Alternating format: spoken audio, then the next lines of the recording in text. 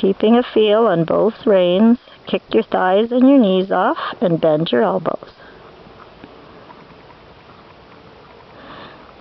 Okay, and then at the A, do a 20-meter circle right. Stay stretched up, keep your elbows bent and hands together. Kick your leg off if she feels stuck, and don't throw the reins away. Now ask for more trot. One leg aid, and then legs come up. Yeah, keep going. Both legs go boom to go. I want to see a difference. Don't throw the front end away.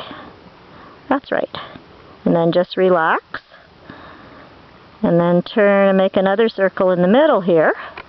And on the circle, ask for some forward steps. Yeah, when you go forward, don't throw the rein away. In fact, she will fill up the rein more and you'll feel a little more pressure. Sit up so there's more pressure. That's it. And you keep that feel. And then you can kick your legs right off. You can go sitting with your legs right off so you can feel the feel.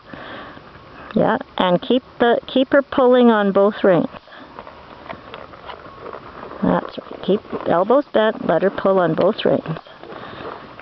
And then just ease into walk, not slam on the brakes. Good.